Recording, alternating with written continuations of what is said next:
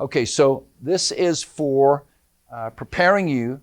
What do I do when I have a buyer? We all need to come with the same level of professionalism and presentation when we meet a buyer.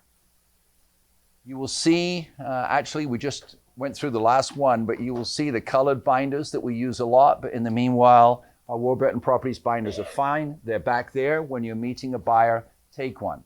What are the main elements you should have?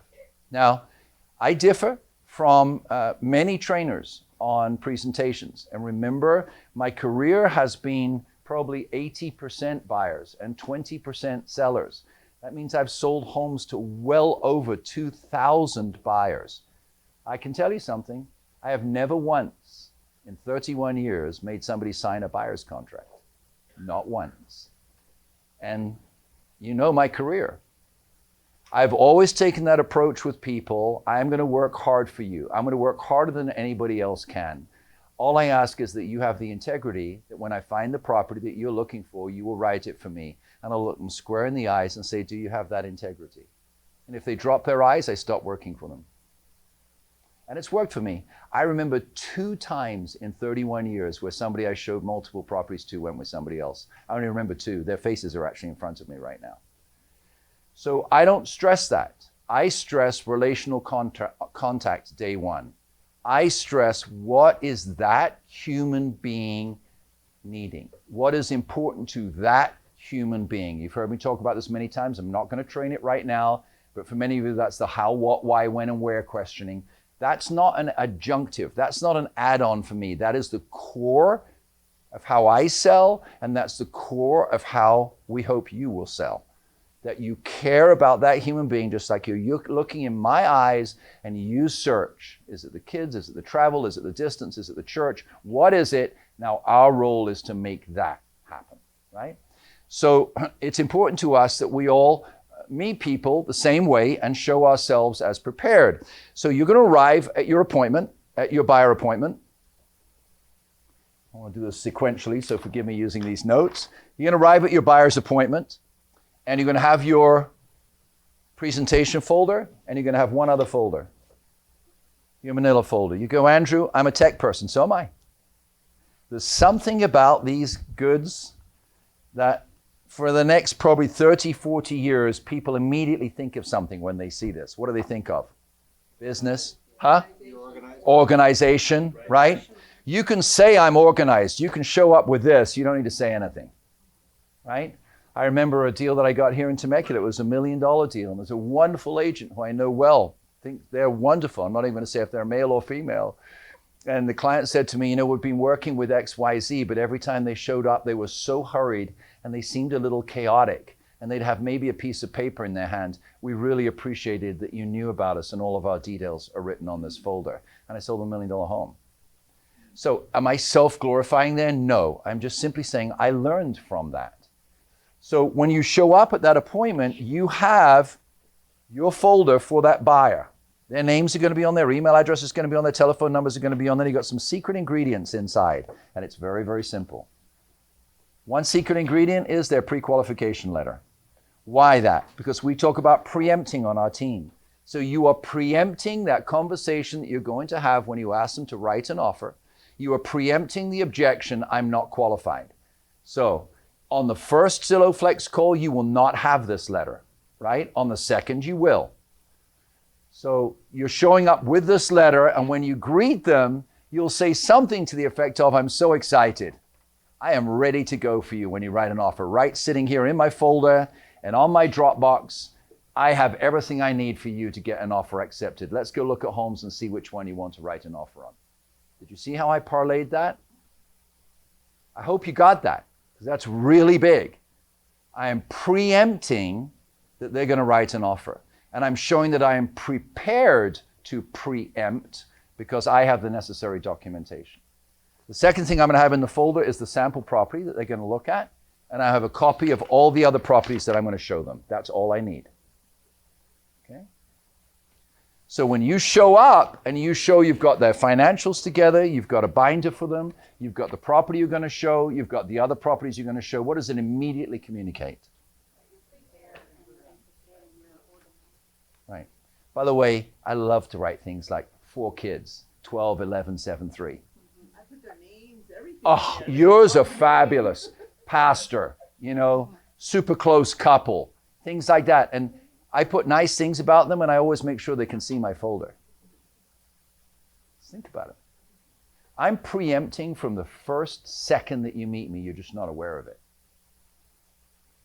So the second thing you need is your package that you're going to give to the buyer. So, of course, you welcome them when they get out of the car, and the first thing you do is shake their hand, look them in the eyes, right? You're going to make that connection. What needs to be in your buyer packet to them? Right, it used to be.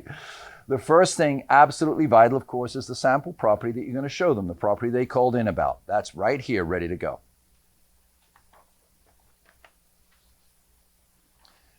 I would suggest to them that the main property you show them first. Now, how many of you know that there's power in affiliation? Do you think it adds to the power and the influence of our team that we're affiliated with Zillow? How many of you think it adds to the influence of the team? All right. Does it add to your influence as a real estate agent to be affiliated with a team that is in relationship with Zillow? Does that add influence to you? Yes. 100%. So even though, we're taught so much egotism in real estate, and it's such a shame. Let me ask you this. How many of you go to a nurse when you're feeling sick, and the first thing she does, she comes out and says, I've been a nurse for 16 years. I'm the top nurse in 92562 and 92563. And you're damn lucky that I'm taking your temperature today. You really don't care how long she's been a nurse. You just care that she's not going to hurt you. And you're not going to bend over. And she's going to help you get better, right? But you understand what I'm saying. How many of you, when a doctor walks in the room, how many of you have been sick when you needed to see a doctor? I mean, sick. Yeah. Remember I had sepsis, almost died here. How long ago, honey? 2 years ago?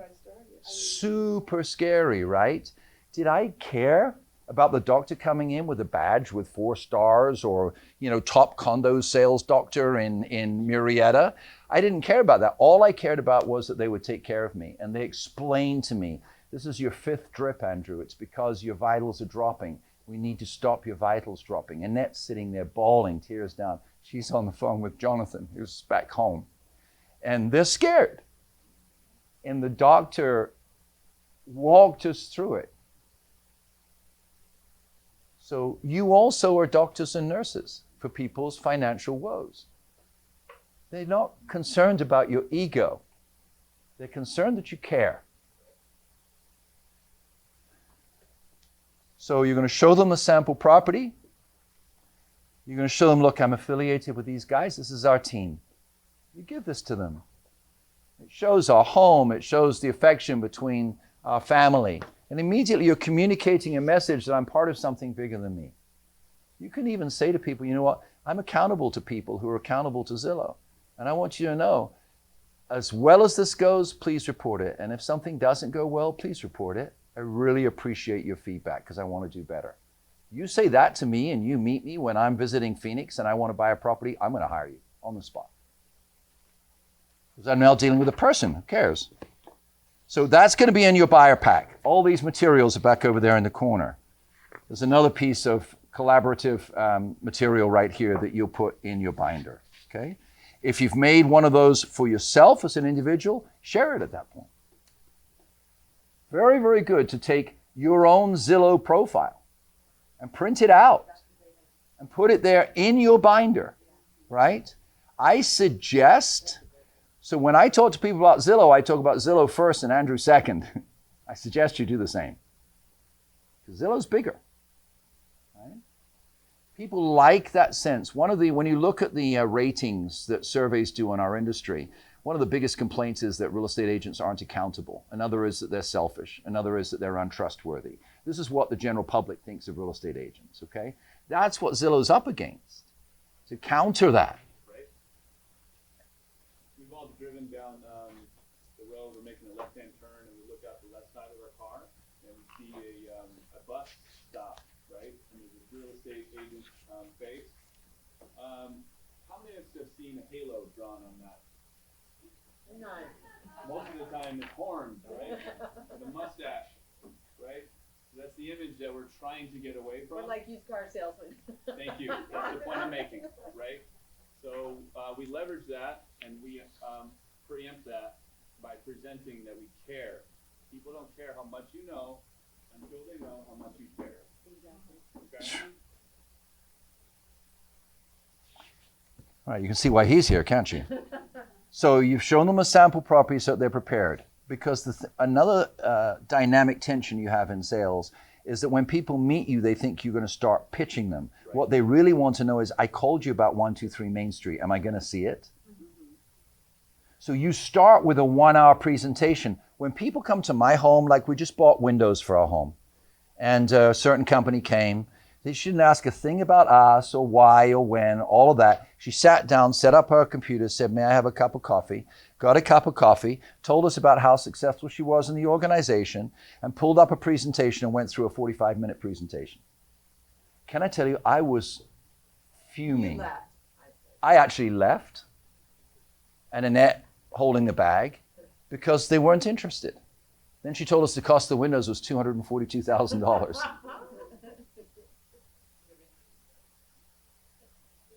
We ended up getting them done with a better window manufacturer for $61,000. Right? So, you understand the point that I'm making here. If you meet people and start pitching, you're not building relationship when you're pitching. Build relationship. How many of you like relationships? So show it. So show it.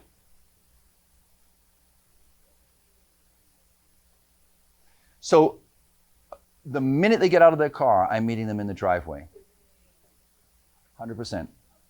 Yeah, I never meet people before the first house. Why? Because when somebody calls me, they're not saying, hey, I lead a super busy life. I almost never see my wife and kids.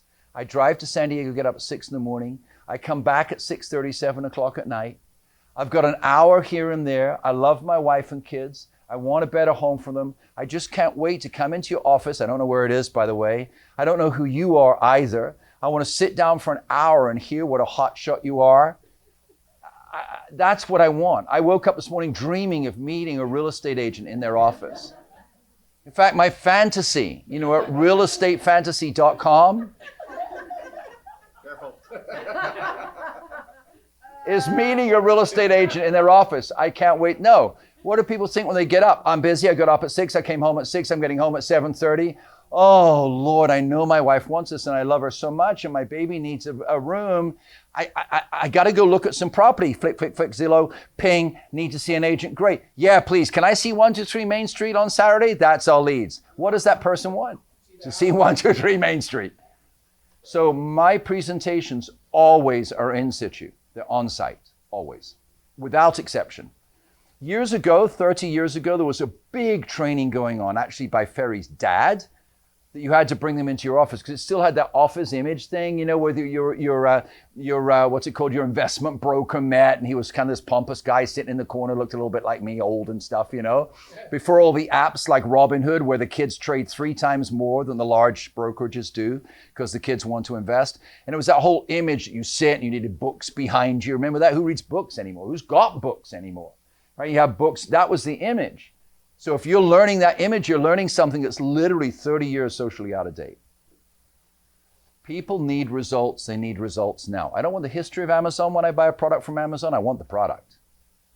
Right? And we're the messengers of that product. So I'm digressing a little bit, but it was an excellent question. So you're going to show up. You've got your manila folder.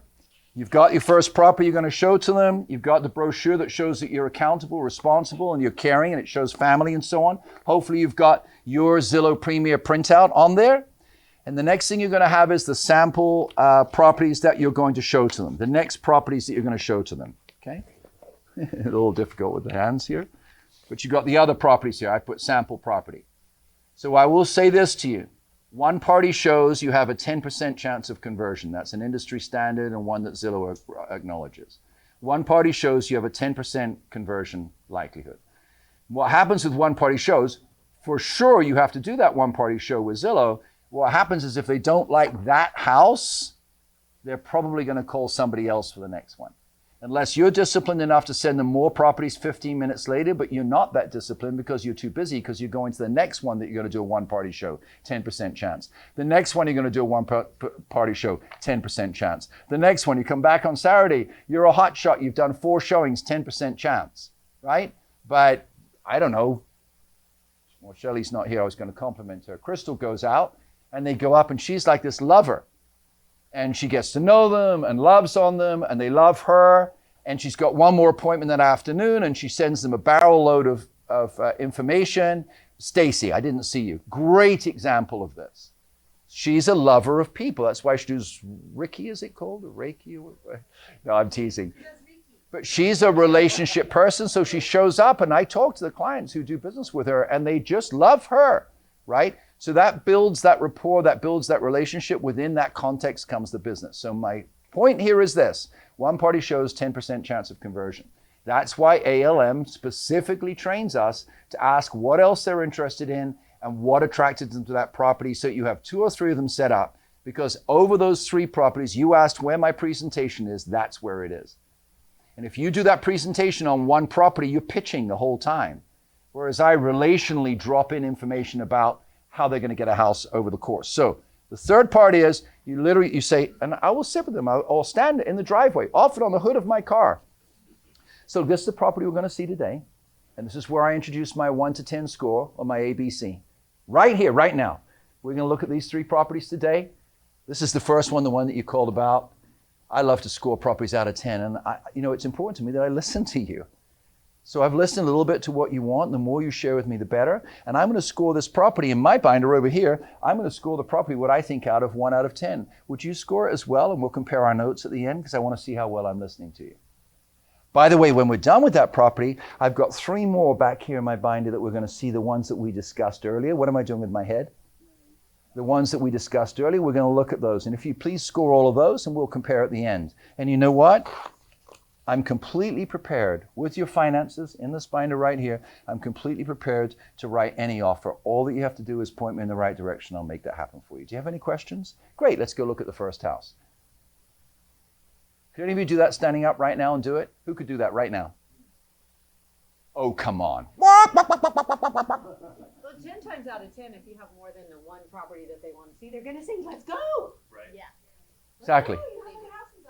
Do you see the massive preempting that I'm doing? I've got the binder, that's the visual image, right? I've got the manila folder, the visual image. Prepared, equipped, I'm calm getting out of the car. I never jump out of my car fast. I never run up to the driveway. I walk casually, calmly, but in a business-like way up to the driveway. I immediately connect, like you and I connecting with our eyes right now. I'll shake their hand. I'm excited to see you today. I've done this for a long time, and I'm just really looking forward to serving you. May I just share this with you really quickly? And I say really quickly because they're expecting me to pitch them.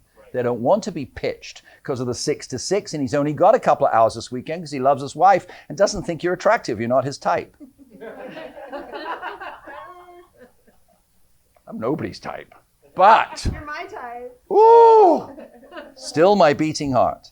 So, you've now introduced that one property you're going to show them. You've given them some credibility documentation. You've taken the other properties that you're going to show them. You've given them your scoring system, and you've let them know that you are completely prepared to what, Jessica? Good, and you're completely prepared to what, Shelley? Write an offer. So you're obsessed with appointment, offer, appointment, offer. If you don't have a tablet, buy one. You say, I don't have any money, rob a 7-Eleven, get some money. You absolutely must show property with a tablet, and you absolutely must have the offer pre-prepared with their name, so you can just pull it up on zip forms and write it right in front of them. You must have that preparation. That's the world that we live in. I'm going to share this with you now for another 6 months. 6 months from now, every Zillow agent you compete with will have this on the Zillow app. And if you have not learned it, you will be too late. 6 months from now, every top agent in the United States of America will have an integrated RPA with the lender and the TC on the Zillow app, and they will be able to write it up on the spot, and you will still be debating whether or not you should spend $200 on a device. So don't do it. So be a part of this team and be a part of what we're doing, and let's embrace it, scary though it is sometimes. Let's embrace it and make that happen. Okay, so you've got your sample property, the main property, you've got your other properties, you've got your credibility piece. What else is in here? So something that I've done for, yeah, I'm going to get there.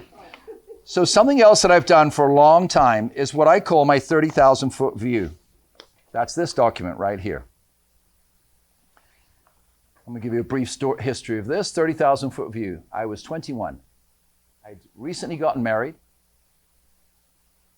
I was hired by British Airways for accelerated management development. Yes, I've been a geek my whole life. They interviewed 3,000 people around England, and at Leeds University, they came to my university and they brought 5 people. 4 didn't qualify, I did. They took me to London for a week. We went through an intense 1-week training. We were there like 24 hours a day for a week. At the end of that week, out of the 40 people that came, they selected 15. I was one of those 15. 3 months later, I was living in a 4-star hotel in Paris, working on Concorde trafficking programs and marketing. Fact. So why do I give you all of that? I was this little boy from Bath and Portsmouth in England, and my dad worked for the government, not very high-powered job. When I was a boy, he used to go to London every day from Croydon, and he had sixpence in his pocket. He had a sandwich that Mum made him, and that sixpence had to last him the day. And he would go to the projects, and he would knock on the doors in the projects with a leather bag and collect rent in cash. So no, I did not go up entitled or privileged. My point was this. I remember my first plane ride. I remember the first time I got in Concorde, by the way. It's like a very tiny toothpaste tube to a 6'6" guy. I remember getting on my first plane, and I was so excited I was shaking. I'd never been on a plane before. And I remember this like it was yesterday. We were flying out of Heathrow Airport, and everything seemed so big and so massive to this young kid, right? And as we lifted up, something inside me said, put your hand up in front of the window. I don't know who or what it was, but I did. And I lifted my hand, and that hand blocked out Terminal 4. Right? And as I went higher, the voice said, why don't you lift up a finger? And as we got higher, the finger blocked out Terminal 4. And as we got higher, the voice in my head said, why don't you put up your thumbnail? And I put my thumbnail out, and the thumbnail blocked out London. And at that point, I learned a very important lesson in my life, which was we all live on the ground. You need to spend time in the air. So from the air, I learned perspective. And you'll see in many of the discussions you have with me, I'll bring up some form of perspective point of view. So when people buy a home, they're living on the ground. It's your job to give them a perspective. And so I always give a 30,000 foot perspective. And so I'll share with people, look, I know many of these homes, sorry, it's this document right here. I know that many of these homes are not exactly what you're looking for, but you said you wanted a 4-bedroom, 2-bath within Romoland and Menifee. And so I ran every 4-bedroom, 2-bath in Romoland and Menifee that's within your price range, and they're right here. By the way, I've sent them to you on the app as well, and a couple of them, listen carefully, a couple of them I've selected for our second appointment next Tuesday or Wednesday, whichever is better for you. What did I just do, Jessica? Preempted the second appointment, right? Because I prepared. Because I'm prepared, I'm not demanding that appointment. I'm explaining a reason why I need their time to show them what they need, right? But the point is I've given them everything. So now I've preempted what objection? I preempted the objection that when they find a house, they say, well, it's our first time out. We can't write it because we don't know what's out there. Yes, you followed me the last 4 houses. You've had everything that's out there because I have preempted this. You've looked through those. I don't say this, but they have. And so they know when they pull up and they go, well, we want to see what else is out there. What's my immediate question to them when they say that? 100%. Here they are right here. Which one was it on here that you really liked? Which one was it that you really liked? And I'll pause. Tuesday. 5 o'clock, 6 o'clock when you get off work. Is that good? Perfect. So I'll set that up. Were there any others that you liked? Now watch this. Listen very, very carefully. While I'm setting that appointment, of the ones we looked at today, what was your top pick? Second property. You see yourself living in that home? Yeah. You probably don't want to make a decision on it until you see this one, but my suggestion is I always like my clients to be at the top of the table, not the bottom of the table. So while we're setting this appointment, let's write an offer with contingency, so you have no money out of pocket. Let's write an offer on this one that we just saw here to get you at top of table. We won't have an answer by Tuesday, And if on Tuesday you like this one more, we cancel it. Now, what would you feel comfortable offering on this property? Smooth, right?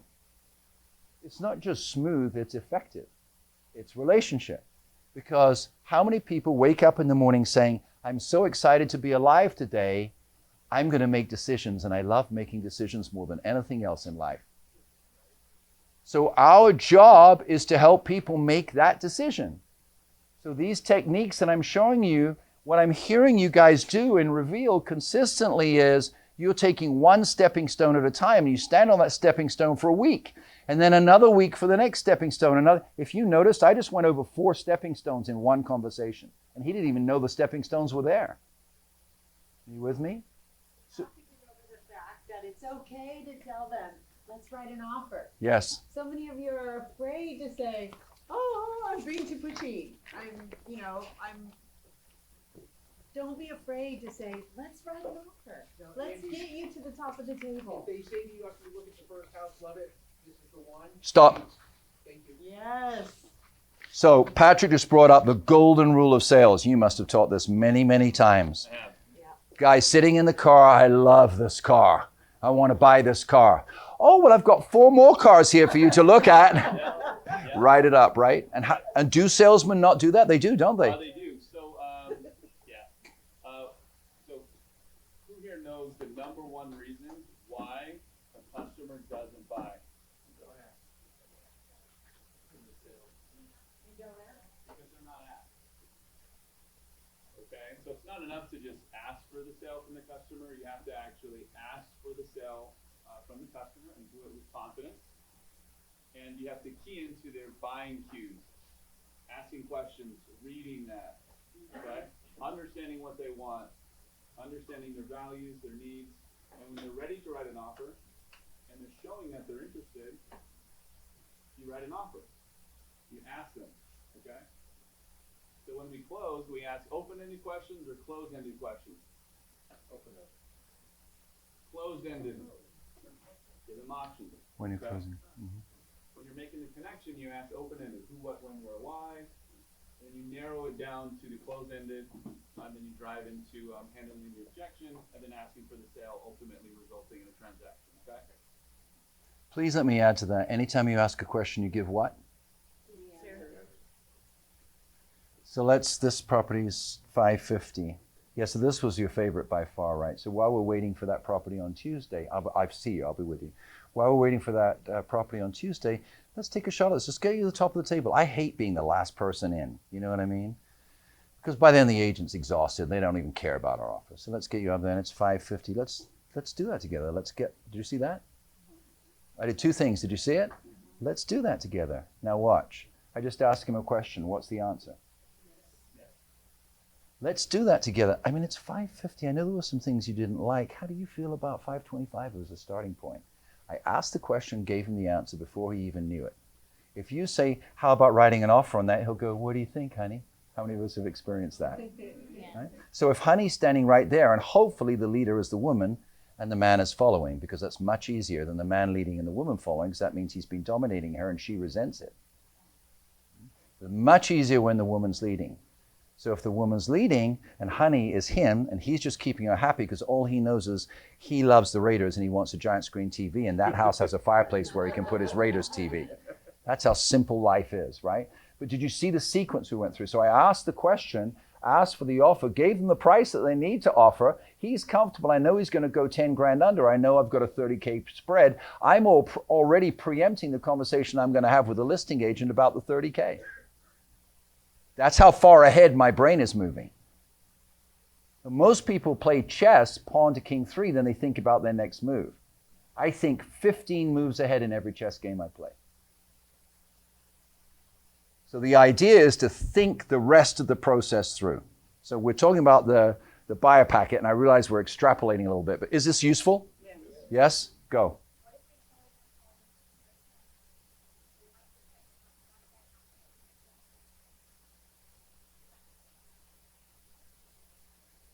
I'm going to give you the answer I absolutely guarantee you don't expect me to give you, right? So it'll be one of these 2 things. Lauren said one because she's known me forever, and I'll say the other. My inclination is immediately write the offer. Here's why. Did I say I was going to present the offer? Immediately write the offer, because how many times, Jess, if you had somebody and you asked them to pre-qualify, they haven't done their documents yet. You call the lender, I haven't reached them yet. Oh, they're going to call me on Friday. Oh, they're going to come in, blah, blah, blah, blah, blah, blah. 2-3 weeks, and by that time, somebody from Zillow Flex calls them and gets them a house. Right? I'm just being like really brutal here. The interesting thing is the minute they write that offer, they are emotionally connected with that. And hopefully, the woman is emotionally connected to that house. Let me just finish it and then you're up, yeah? Because I just lose my train of thought if I don't finish it. They're emotionally connected. Now you've got that offer written, go, fantastic. You know what? I'm going to get you this house. Let's just... Hold on. Hey, Wendy, I'm with Doug and Kathy here, and they're so excited about a house. And I'm going to present it here in a couple of hours. I just need you to run by them the best ideas on programs and take some financial details so that we can get this house for them, okay? Would you just speak to Doug for a second? There's your pre-qualification. And that's exactly what I do. pre-qual done yet? All done. That is it. This is not like a theoretical sales training class. This is what I do every month of my life. So write the offer. Anytime somebody wants to write an offer, the rule is? Right. Hey, submit it. I just submitted a $120,000 cash offer with no proof of funds. Guess what? They'll either counter back and say, okay, counter back, we need to see proof of funds, and then I can go to my guy and say, we need proof of funds, but I wasn't gonna hold up submitting an offer because I didn't have proof of funds. He signed the offer, I submitted it. We'll find out what happened. Same respect. It's different, isn't it? What you're hearing is really, Buffini doesn't teach this. And the other guy, what's his name? He doesn't teach this. It says you have Perry? 3 days. You have 3 days to apply for a loan. You have 3 days to submit your proof of funds. The standard is 3 days. Yeah. Now, granted, it's harder, certainly much harder to get an offer accepted, but guess what? They may not. I just go in an escrow in Beaumont. I sent him an escrow, 45,000 under asking. We were the only offer. So guess what? If I hadn't submitted it with anything, he would have been like, let's figure this out. I need to seek it. He wouldn't have just thrown it in the garbage. We're not 6 months ago. This is a different market we're in. Submit any offer and then get the conversation going.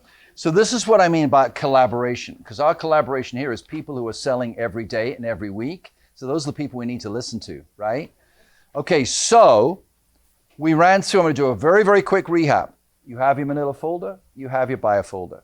You greet them, start the relationship, you show them that you have the main property. Why? Because they want to see the main property. You give them some information showing that you're accountable. 2, 3, you quickly show them that you've got others to show. You introduce them to the scorecard 1 to 10 principle, and you let them know preemptively that you're going to be writing offers so that you're prepared to help them, right? You're now going to start showing the house. That's a whole nother training. You give them the 30,000-foot view. Why? Because you want them to talk about those thumbnails. That's why we do that one in thumbnail. Don't do it in full printouts. We do the 30,000-foot view in thumbnail so they can look at multiple properties at once. You are preempting their objection between house 1, house 2, house 3. Casey does this, Stacy does this. You're preempting that objection, okay? There's a couple more pieces you're going to have in here. You need something in there that is relevant. Star, are you okay, honey? Are you sure? Okay. You need something that is economically relevant to that moment in time. So right now what we're putting in our package is the 10-year treasury rate for T-bills, because the T-bills are directly attached to the mortgage rate.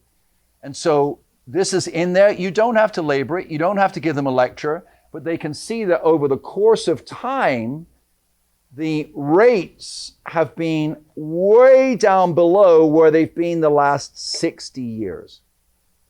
So there's an anticipation that the rates are going to go back to where they were over the last 60 years, not over the last 10 years. Without any big lecture, that clearly makes the point, interest rates are likely to go up.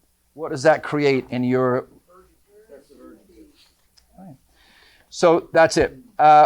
We're also adding to this a historical price trend chart. And I'm going to touch on this. I realize I'm training like 5 things at once. I'm going to summarize in a minute. But the historical price trend chart is really important. And I'll show you this right here. Hopefully I have it. I didn't goof up. Here you go. So if you look at this here, I want to show you something really, really, really interesting. How many people now are saying, I don't want to buy now because the market's going down? How many of you have experienced that? Okay, well, you know I've given you 20 trainings on what to say. Go to my TikTok account. I deal with it every day. We're going to load 10 more things on TikTok over the next 2 weeks just on that. Little bullets that you can learn from, okay? But here's the point in this. The first point always with pricing or interest rate discussion is you treat your investment property as a trade. You treat your home, your primary residence, as your life. Don't trade your life, trade your investments. You want me to run that by you one more time? Yeah. Your primary residence is where you live. It's where you love. It's where you share. It's where you create recreation. It's where you create security. It's where you help the kids with their homework. It's where you make babies. It's where you share magical Christmases and Thanksgivings. It's where you pray. It's where you read. It's where you play music. This is called life. Don't trade your life. I've had this conversation many times with people. You're 45 once, then it's gone. You're 52 once when it's gone. The primary reason for a home is home. So my question I ask is, how long are you going to be in your home? We're going to be there for life. We're going to be there for 10 years. What I'd like to share with you is this. If you look in your buyer package right here, you will notice that there's a chart, and it will show you the history. And this is, by the way, from the Federal Reserve. It will show you the history of pricing in homes since 1965. And what's really interesting is if you look at 10-year segments like 1980, 1985, did the market go up and down between 80 and 85? 1980 and 1990, did the market go up and down between there? Was it higher or lower in 1990? Look at the next 10 years, 1990 to 2000. Did the market go up and down during that time? Now let's look 2000 to 2010. The market went all over the place. Look at this in 2006. But 10 years later, was it higher or lower? Well, let's look at 2010 and 2020. Okay, we see that the prices have gone up because of COVID and so on, and they've already come down 10%. Why would 2020 and 2030 be the first time in 75 years that it changes?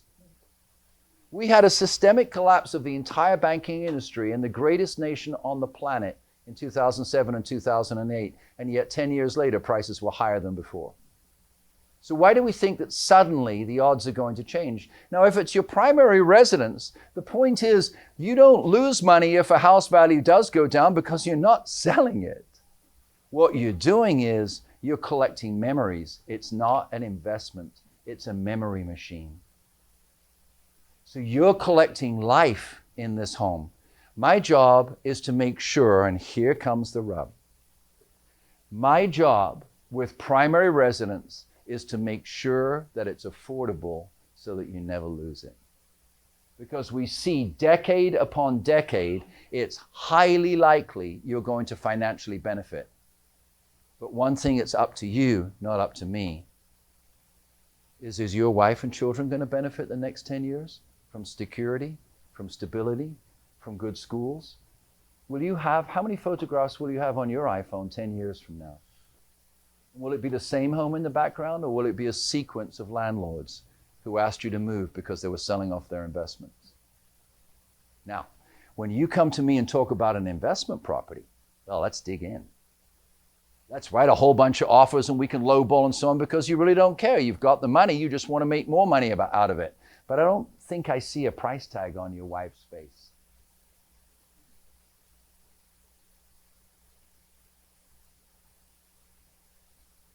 So you make the distinction between your strategy for a personal residence where you only lose money when you sell it. You only make money when you sell it. How many people said 2 years ago, I can't sell my house, I've got so much equity in it because I can't afford to buy anything else? So did they make money? No. They may have made a mistake and pulled out equity in a home equity line of credit. Now they can't afford that payment. That's on them. You only lose money on an investment when you sell it. And the home is not an investment. The home is the home. So in your buyer's packet, you're going to have this Fred chart sitting in the back. Why? Because you've preempted the discussion, I think prices are going to go down. Now, some of you in the room are going, oh, I know the answer to that already. Sure you do, but did you preempt it? It's the preempting that takes it from argument to reaffirmation of a previously agreed upon position. Was that too fast? Yeah. If you create a previous position, which is what preempting is about, by preparation that's in their binder, and they bring up that discussion and you go, really glad you brought that up. When I gave you a buyer packet at the beginning, can we just go through it together? Yeah, this is the one that I wanted to show you of what's happened over the last 75 years. Now we're discussing something you're prepared for. You're not now in an argument. Jessica says, I think prices are going to go down. Oh, no, they're not. It's a great time to buy. Immediately in their head, they go off realtor. Bap, bap, bap, bap. Don't want to do business with you. So right now, it's important to preempt rates, T-bill chart. It's important to preempt price, housing history from the Federal Reserve. Not from Bob says the world's going to collapse and I'm $8 on YouTube.com. It's from the Federal Reserve. And you have that chart in there, right? To get the house in Beaumont, I used it, because they counter back anyway, 5,000 more than they really wanted to pay. And I used it, say, how long are you going to be here? They said 10 years. So listen to this. I didn't use this right here, but Patrick's going to repeat it. Say it. Say it. So we're talking $5,000 and 10 years. You think they're 10 years? We're talking $5,000. And I also put one thing like, look to see on the 5-bedroom homes in Beaumont. There were no other 5-bedroom homes in Beaumont in their price point. And you'd run the thumbnails so they knew it. And this is it. And then she said, yep. And then we accepted their counter offer at 535. So the meat of what Patrick just said was that you enter a discussion over the physical inspection, it's $2,000. You enter a discussion over the house price, you've offered, counter back, you're 10 grand apart. And you look at the wife and say, how long do you plan to nurture your babies in this home? You just said a girl word and you're a boy. How long do you plan to nurture your babies in this home? Well, 10 years or so, and we got this coming up and that coming up and so on. So over 10 years, we're 15 grand apart. I know we've looked at 6 or 7 others. It's $1,500 a year. How important is that $1,500 compared to you nurturing your children here for 10 years? Boom, you're done. So it's what did I just do, Jeremy? I went up in that plane to 30,000 feet. I took it from what's in front of me to what's above me. What's above me is the bigger things in life. What's in front of me is $15,000.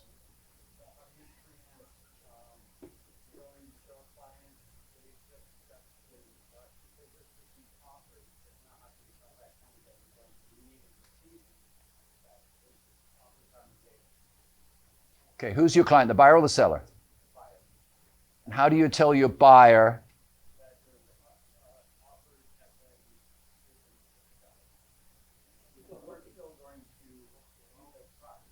So let me address that.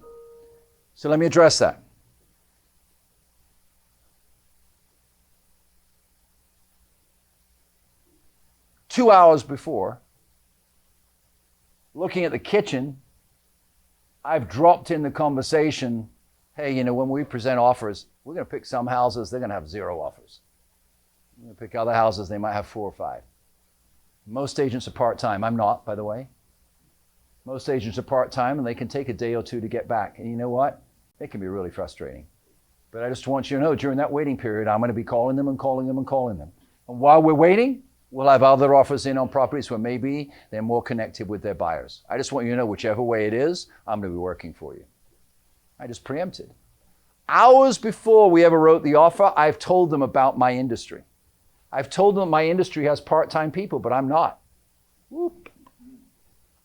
I've told them that in that part-time, people can take 2 or 3 days to get back, but I'm going to be there every day. Value add, value add, value add, value add, value add.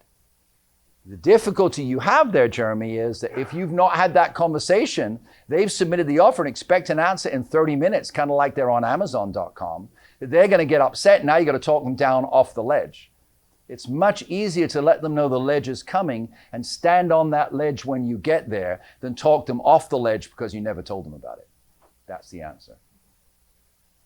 And I'm not trying to be a smart aleck here. This is how I've lived my life. You know, more than some of you have been alive. Okay, we're almost at the end of this buyer pack. There's one last piece that's in this buyer pack. It's called Buyers. I just got my offer accepted. What's next? This is part of our manual. And this, I'm not saying sit down for 45 minutes and go every one of these documents because, once again, where do they work? San Diego. What time do they leave in the morning? What time do they come back? And who do they love? And what do they want to do this weekend? Oh, no. They woke up last night at fantasyrealtor.com and saw themselves sitting with you in your office for an hour. So you need to let them know you're ready to go. So this document's in the back because you're preempting. And by the way, don't read it right now, but it very briefly goes over submitting an offer, opening escrow, the contingency periods, inspections and disclosures, homeowners insurance, down payment and closing cost funds, signing loan documents and closing escrows. There's one paragraph on each that tells them exactly what's going to happen in their escrow. Why is that in there? So when they ask a question, again, you show you're prepared. You go, you know, it's so interesting. By the way, do you know what escrow is? Look, go to your buyer pack and just pull out this document I prepared for you. It explains exactly what escrow is, the neutral third party that takes care of the buyer and seller. I want you to know we've done this over 2,000 times, and it's our job to make sure this process happens perfectly for you, right? But if you don't have that document in there, what are you doing? You're pitching them. What are you doing? You're cramming knowledge down their throat at the last minute. With this package, you have preempted every single possible scenario in selling real estate. So these buyer packages are going to be ready back here. Alex is going to help prepare them. They're going to be back over here. Use them. More important than using them, watch this video so you know how to use them. Anybody have any questions? We do the same for a seller's check? Yes. 100%. Excellent.